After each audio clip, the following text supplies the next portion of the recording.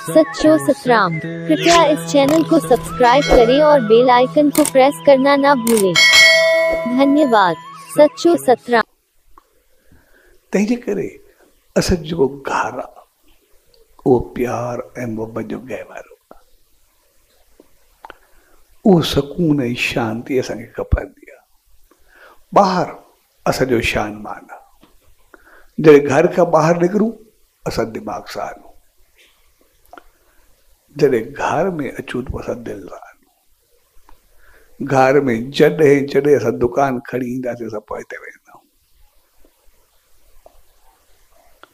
ऐं इन करे छाकाणि त घर हक़ीक़त में नज़र ऐं नियत पूरी इंसानियत असांजे घर जे चौधारी फिरंदी आहे। जॾहिं असांजी इंसानियत फिरंदी, चङाई फिरंदी, असां हिकदमि चङे पासे वेंदासीं। कंहिं मंदर में, कंहिं धर्म स्थल ते, धाम ते, उन सचे साईं जी शरण में छाकाणि चङी सोच हूंदी, असां चङे पासे वेंदासीं। उते वञी करे असां उतो घुरंदासीं ई रहमत, घुरंदासीं ई चङाई, मालिक खां ई चङाई घुरंदासीं।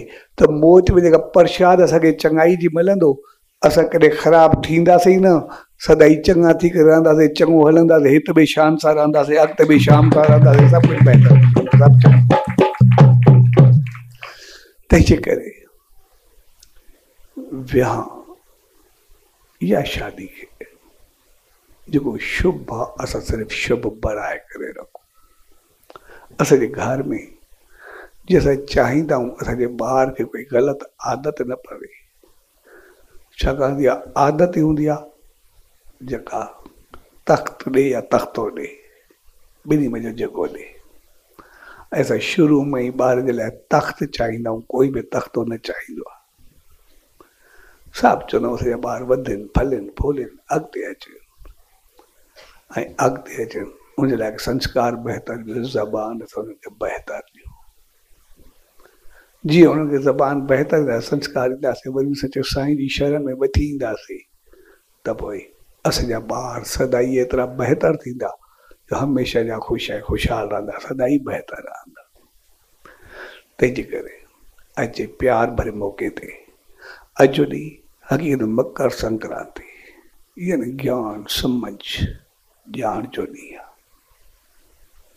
भई असां इन करे सिर्फ़ु इन ॾींहं खे अहमियत ॾियूं, छाकाणि त सिज अॼु खां उतर तरफ़ वधंदो आहे या ॾींहुं वॾो थींदो आहे। ॾींहुं वॾो थींदो आहे यानी रोशनी थींदी आहे, रोशनी थींदी आहे माना अज्ञान समझ प्रकाश सां अॻिते वधो, प्रकाश खे ग्रहण कर। यानी असां अॼु जे ॾींहं खां ठोकर खाई किरूं न, असांजी ज़िंदगी में रोशनी हुजे, ऊंधे न हुजे, माना ना सम्झी न हुजे। ऐं ठोकर जो मक़सदु न पेड़ जी ठोकर, ठोकर जो मक़सदु कर्मनि जी ठोकर न खायूं। असां नज़र ऐं नियत जी ठोकर न खायूं, ग़लति वहिंवार जी ठोकर न खायूं, पर असां पंहिंजी समझ सां ॾिसी करे हलूं भई जंहिं चीज़ जो नतीजो ख़राबु आहे उहो असां अॻु में ई न कयूं, या असां अॻु में ई न कंदासीं नतीजो ख़राबु थींदो ई न, असां कोई कमु ई न कंदासीं त पोइ ज़िंदगी में नतीजो ख़राबु छो थींदो। ऐं कमु ई चङो कंदासीं, नतीजो चङो मिलंदो, सदाई चमकंदा रहंदासीं, सदाई रोशन रहंदासीं, सदाई प्रकाश में।